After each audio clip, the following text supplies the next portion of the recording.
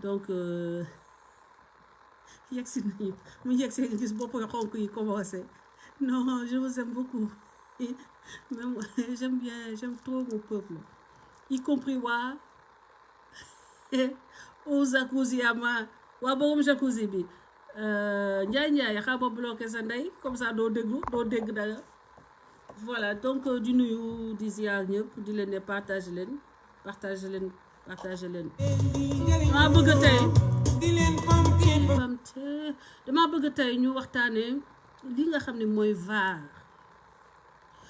ñu gis ne que VAR waa au jacuzzi ama ñoo ko def mu nekk loo xam ne à la mode la waa au jacuzzi ama seen mer bi pour lan loo leen di may waxaguma sax ngeen di def boppu xonk endo maa ngi lay ziar mon frère di la bës leen nee naa leen su ma duggee live rek bësal leen ma bouton bu xonk bi ndax waa au jacuzzi ama dañuy dugg si ci live bi di ma defal ay bopp yu xonk ba Facebook defe ni damaa nekk di wax loo xam ne du dëgg wala loo xam ne dafa baaxul ba ñu daal di restreindre live bi wala ñu restreindre kii bi su ma bëggoon ay vues nag mënoon naa dem sama page mooy ëpp ay vues mais dama wax ni que xeexu Adji Sarr bi duma ci wut dara ci vue wala lu mu ti doon sama page man Françoise Hélène Gaye sama tur pur lay xeexee donc peuple de Haut Jacuzzi ama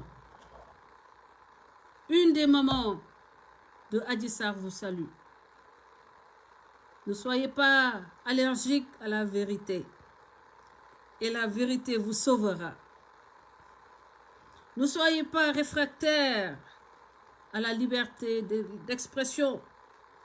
La liberté d'expression a construit votre leader. Peuple, ce sont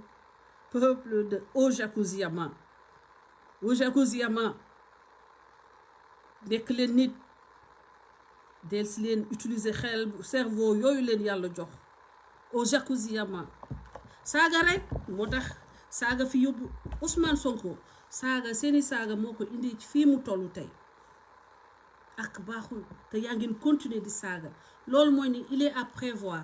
que dans les semaines ou dans les mois dans les années à venir dina am yeneen conséquences. C'est l'oracle qui vous parle. C'est l'oracle FJ qui vous parle. Dina am yeneen conséquences yu gën a grave que yi ngeen indil Ousmane Sonko ma bloqué kooku noonu xam ne ndeyam loolu la liggéeyul Ibrahima xam nga bloqué sa ndey dégg nga mu dem jàng liggéey yàgg ay doomam. Peuple de Haut Jacuzzi ama ce peuple bii nga xam ne ci ngeen bokk ci yéen mooy le peuple sénégalais ne baissera jamais l'échine. nee naa leen bateau yi doon yóbbu américain yi suñu mbokk yi ñëw tey nekk américain ya këpp yëpp sénégalais yee ko këpp maanaam révolte ko këpp ci diggante îles yi nekk ci diggante Sénégal ak Amérique. révolte ya tax boobu bateau yooyu yegsi wuñu Amérique c'est des Sénégalais qui les ont initiés. donc fii c'est un peuple bañkat la da ngeen xamul askano Sénégal parce que booy seet seen évolution bi ay ñu amul xam-xam te réew lool ñu jàngul jonguñu tubaab bi xamul leen dañoo dugg 8h05 ñu dàq leen. ñenn ñi dañoo présenté wu ci buntu école bi ñu ne leen non fii mu xeju leen fi ñooñu ñoo rëcc dugg biir diaspora Sénégal matelas sax amuñu ko fa matelas kopp bu ñu delloo sax kopp bu ñuy ndekk dañ leen koy abal ak kuddu ñooñu ñoo ne dañuy lakk Sénégal ñooñu ñoo toog di saaga ñi baax Sénégal nga seen ndey liggéey nga seeni waajur tekki parce que dañ leen yar kilifa yi nga xam ne seeni waajur dañoo tekki ñoo am doom yu réussir bi réussir Sénégal moo gën a jafe loo mënti gis mais une fois que nga jàng ba sa bopp bi am lu ci nekk nga jóge Sénégal foo dem mun fa tekki te doo soxla yenn sonn nag doo soxla yenu yi ci yoon bu fekkee ni jàng nga Sénégal la wax de waxuma na nga yëg génn ba pare di doog a débrouiller ñi débrouillé man waxuma ak yéen lii nii domaine bi li may wax ni concerné wu leen ak ñi déggul tubaab dégguñu wolof lii may wax ni concerné wu leen damay wax ak ñi nga xam ne dañoo jàng am ay diplôme ñu mel ni Mati Fall la grande journaliste ñi nga xam ne dañoo réussir seen life Sénégal ay problème désaccord ñu mel ni FSJ avec ni dëkk bi di doxee ak promotion des compétences ni muy doxee moo tax ma tegal leen woy bi ba may commencé ña d'accordul promotion canapé ba mu tax par exemple ñu nangu génn Sénégal waaye terewul xam-xam bi Sénégal lañ ko jëlee waxuma ñi nga xam ne xam-xam dañ koy fortaatu nii ci internet bi léegi pour mën a taxaw réciter man ñi seen ndey liggéey laay waxal ñi nga xam ne Sénégal lañu tekkee te tey ñu jàpp leen rek ŋànk leen di leen sosal di leen saaga di leen feral ña tekkiwul dara ñooñu nga xam ni ba ñii di jàngi di jaay seen doole di jaayante ñooñu dañu doon foo ak di nekk ay coxeur di dajale lampe bi baaxul fu mu tegoo baaxul nekk ay coxeur nekk ay buuju maan ndax yàkkamti xaalis léegi dama ne yàkkamti xaalis léegi boobu taxoon jamono yooyu nanguwu leen jàng moo tax ba tey benn ku leen xaw a jàng tuuti rek nekk di leen dox seen xel di leen manipuler di leen defloo yëfu golo ngeen ànd ak moom yaakaar ni moom bu yegsee au pouvoir seen tumuranke day soppeeku te parce que jàppale ngeen ko tumuranke ngeen waaye di ngeen mën a dem remplacer ña nekk assemblée te xaw a mel ni yéen jànguñu jonguñu oui monsieur madame monsieur ak bac soit ñu bac fa nga wàdd jaag jundu xama xurama madame jaag noonu alkaati jaag ba ñu dugal leen assemblée te amuñu compétence modèle yooyu ngeen bëgg a dem di remplacer leen par force parce que malheureusement benn période suñu alternance nos gouvernants ont failli le peuple sénégalais mooy ba ñu accepter yenn nullards yi ñu accepter di leen promouvoir parce que c'était les plus ñooñu ñoo yóg les dos yi nga xam ne ñoo capable doo yi capable dire oui même quand tu merdes même quand tu dis pas la vérité ñu ne la yaa wax dëgg loo waxagul sax dëgg la ñooñu tey ngeen bëgg a remplacer ci assemblée nationale yeeg ay CSE ay yeneen ak yeneen ba tax bu ngeen bëgg lakk Sénégal ku taxaw ku bokkul ak yéen ngeen di moom dootu fi exister dama ne ngeen partager le live bi boo leen partager live bi ñu mën a wax te li ma jaaxal ci sonkole yi mënuñu maa muñ lu leen naka ngeen fi dégg loo leen am jom ba tey ci seen manque intelligence saa yu ma toogee ngeen am problème te saa yu ma toogee ngeen ñëw jonkan fenku lay ci saaga rek mais yéen xamu leen ni que saaga defuma ni chaud ni froid saaga defuma ni chaud ni froid laajal seen capitaine saagakat yi ñi nga xam ne attaqué nañ ma foog ni doon nañ ma mën a def bouger loo métal maa ngi toog fii chifaay leen ba ñuy raam dama leen chifaay ba ñuy périer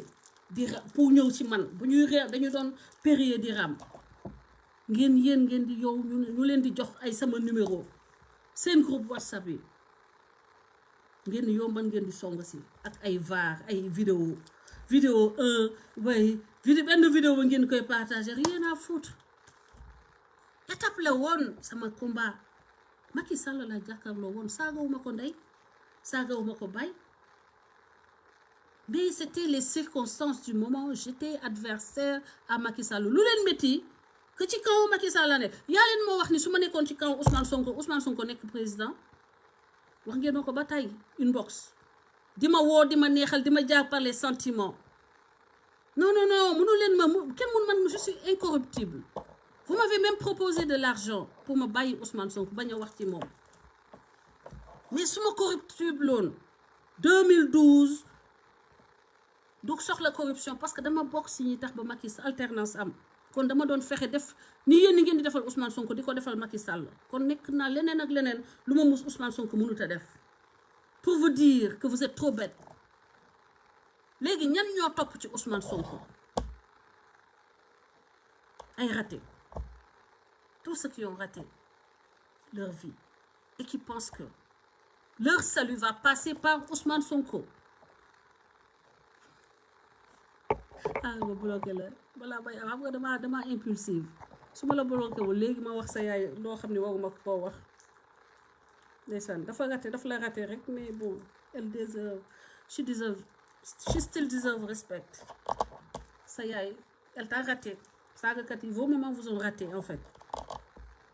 Mais kenn tooñu leen lu dul ki nga xam ne moo ñëw jël saaga def ko outil de combat politique. su ma toppee saaga yi du ma wax de te xaaral ma bloqué rek y a trop d'insultes n'est-ce pas outil politique mu jël saaga def ko outil politique te supporté wul saaga une semaine laa ko saaga mu taxaw ne saaga yi bokkuñu ci ñun te loolu laa ko imposé woon mu leeral boppam dem leen xool samay live ba ma ko saaga tegul matul 2 semaines matul 10 jours mu dem taxaw Touba kenn joxu ko micro moom moo taxaw ne waaw kuy saaga daf may mbubboo dàq nañ leen d'ailleurs dàq nañ leen képp ku saaga waxuñu kilifa diine de dafa ne bo ak ku mu mëntu doon waaw ku saaga ku mu mëntu doon. Donc maa ngi woon ci lobby man maa leen affronté directement face à face le message était bien reçu ma defal ko live ne ko dootuma la saaga te comme nitu parole la dootuma ko saaga malgré seeni saaga mais dinaa koy wax dëgg dinaa def lii nga xam ne moo nekk li tax ma dugg fii ci réseaux sociaux yi muy liberté d'opinion liberté d'expression. Ousmane Sonko du ko xañ kenn Sénégal looloo tax déggoo ma dugg moom mooy ba muy gën a métti ma taxaw jàkkaarloog moom parce que maa ngi jàkkaarloog moom 2 ans ak ay nitam. Ousmane Sonko Sénégal liberté d'expression daf fi sax doo ñu ko xañ doo ko xañ benn Sénégalais tant que Kodas a ngi fi tant que man Françoise maa ngi fi koo attaqué mënul wax ak yow man ma dugg man ak waa Kodas ñu xeexal ko te loolu la ñu nekk di def te xam nga ni que la majorité silencieuse est dafa jóg ànd ak man ànd ak Adji Sarr ba tey jii yow en 2 semaines la ñu retourné réseaux sociaux yi nangu ko métul sax 10 jours lañ ko nanguwaat tëye ko suñu loxo ay saagakat du ci mën dara fii réseaux sociaux la nga fi doon def dootu fi amati loolu lañ lay wax te benn par benn léegi tout ce qui faisait ton force c'est ta force de frappe du mensonge avec les journalistes dignes du nom journalistes yi nga xam ne Sénégal la ñu choisir dinañ taxaw wax ak yow Ousmane Sonko obligé la à respecter les Sénégalais bañ bëre bëgg bëre di nga sëgg bëre loolu sax d'accord nga ko léegi que il faut que procès am nga jàkkaarloo kii nga xam ni danga ko tooñ yoon atte ay saaga taxuma man noppi ay saaga yëngaluma sax say nit yi may woo ngeen joxe sama numéro seen groupe WhatsApp pour ngeen di ko leen di saaga FSJ yéen xanaa xamul dama tuul saaga yéen xanaa xamul leen ko leen di wax man dama tuul saaga ndeysaan da ngeen di perdre seen temps wuti leen leneen dajji leen beneen paquet Ousmane Sonko dajjil beneen paquet mooy paquetu jub ma chérie ma soeur tuuti maa ngi lay ziar je te reviens après dajjil beneen paquet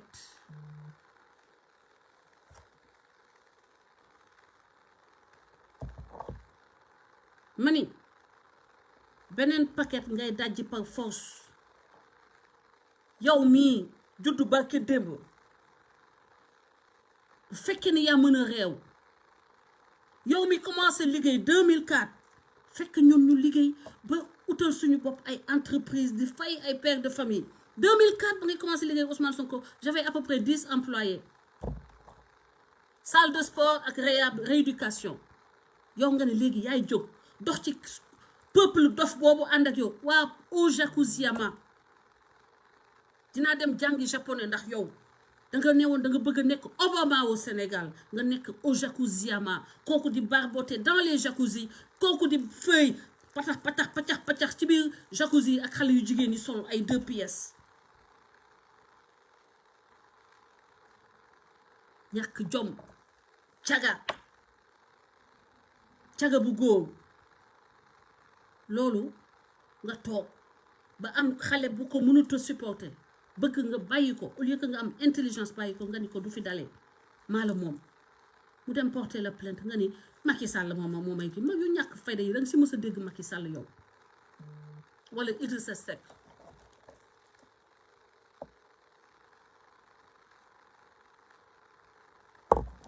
danga ci gis Macky Sall wala Idrissa Seck ci ay yëfu jigéen ak ay ñàkk fayda yii nii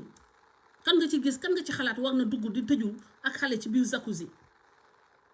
ba noppi nag code laa lay wax nga ragal nag caméra waaye lii du cam est-ce que lii day xullee ñu naan la yow looy xool noonu est-ce que lii daf may nuyoo caméra kooku noonu nee na loolu caméra la woon Ousmane Sonko kooku noonu nee na loolu nga doon ragal ni caméra la woon nee naa la ngay guddal jël te defe naa ni nga teel a dem lijjanti lii si tu es un peu intelligent demal lijjanti ko gaaw nu mu gaaw a sottee ku mel ni man bañ a continuer di joxe détail yoo xam ne yow bu doon sa sago kenn du ko xam ba ngay xool noonu naan lii ndax du caméra la woon ok mënatoo am envergure présidentielle yaa noyé sa projet dans le jacuzzi de Sweet Beauté jacuzzi boobu noonu bu paanee sax nga toog ñu lay tàngalal ndox di la ko sotti ndax ni tellement tu es obsédé par ça xanaa boo ñëwee ñu ne la jacuzzi pan na nga bàyyi waaye jacuzzi pan nga toog mel ni mbonam mbott boobu nga toog ñu jël di la sottil ay ndox yu tàng nga toog rek loolu est-ce que yow tàggatoo woon ak sa xel yow woon nga xalaat ni loolu mën nga see mucc léegi doo toog wax ak say nit te nga am fula de sauver le reste d'honneur qui te reste qui peut être sauvé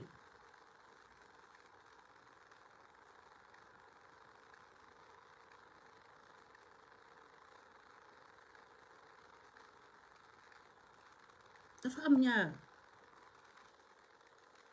the hard way or the easy way dafa am hard way bu métti bi wala bu yomb bi xam nga bu métti bi mooy lan mooy bii ñu nekk nii te loo teg ñu teg lu ci ëpp lu ko gën a diis lu ko gën a métti yaa ko tànn xam nga easy way bi mooy bi ñu intelligent yi di def mooy comme Donald Trump mu def teel a wax ak xale ba ñu lijjanti affaire bi mu jox ko ndàmpaay mu daal di neef mes dem yoonam continuer yoonam waaye bii nga jël nii foog ni 16 millions de Sénégalais mën nga dox seen cerveau ba jaay leen ay lanterne jaay leen ay vessie ne leen lii ay lampe la ay lanterne la loolu Ousmane Sonko war nga xam ne loolu du mës a sotti parce qu'il y a des gens qui n'ont peur de rien comme moi des gens qui croient au Sénégal cagaga ñooñu doon taxawaalu Sweet Beauté cagaga waaw au jacuzzi yama caga yu jigéen yi nga di jàppale ku siif ab xale bu jigéen yegg ci xale bu jigéen bu mën a jur caga ja mooy ñaw ñu nga xam ne ñooy taxaw di faral koo xam dañ la jiiñ violé te amaguñu évidence u justice que justice wax ni kii dañ ko tooñ caga ja mooy màgget yooyu xobadaas xam nga am njaboot terewul ñu taxaw di faral koo xam ne dañ ko jàpp flagrant délit fen plusieurs fois xale mu dem wax ay nitam ni musuma koo gis xamuma ko Bassirou Diomaye Faye taxaw ne xamu ko El Malick taxaw ne xamu ko parce que loolu la leen wax mais ku kàcc yooyu wax ko say homme sa nit yu la jege sës rëkk ci yow nga wax leen kàcc yu day noonu yow kañ ngay waxati mu war ko gëm mais askanu Sénégal kañ la ñëw kata xawma da ngeen xawma kata kay ne laa koy waxee xawma lan ba nga xam ne ay màggetu mercenaire ñoo leen di influencer ngeen dox di jël benn gone di ko saaga di ko xas gone gu jigéen bu am 20 ans face à un homme qui a 47 ans mun a doon baayam mu dem di summeeku di tëju ak ay xale yu am 20 ans ban leader politique ngeen fi gis tinjunoo mu mës ko fee def ngeen ni yéen ñooñu non da ngeen disqualifié et vous avez enterré votre carrière. Vous avez enterré votre carrière avec les jacuzzis éjaculatoires de Ousmane Sonko. Parce que moom loolu la fa doon wuti dans ces jacuzzis là. daanu leen gangri daanu leen crise leen mbëkk leen mur yi saaga leen dëgg bi dañ koy wax. duma ci sax bloqué kenn dama leen di bàyyi ngeen wane seen bopp comme ça bu nit ñi ñëwee lire gis ñi bëgg yow Sénégal kii bëgg yow Sénégal au-delà de moom li ay nitam di def loolu laa soxla duma effacer seeni saaga ñi may déglu lire leen commentaire yi da ngeen ko lire bu ma paree live ngeen gis ñi bëgg yow Sénégal Ousmane Sonko ñi mu àndal ngeen gis nu ñu mel ngeen xool li ñu doon réellement et le danger que le Sénégal court avec Ousmane Sonko duma ci effacer ti benn commentaire.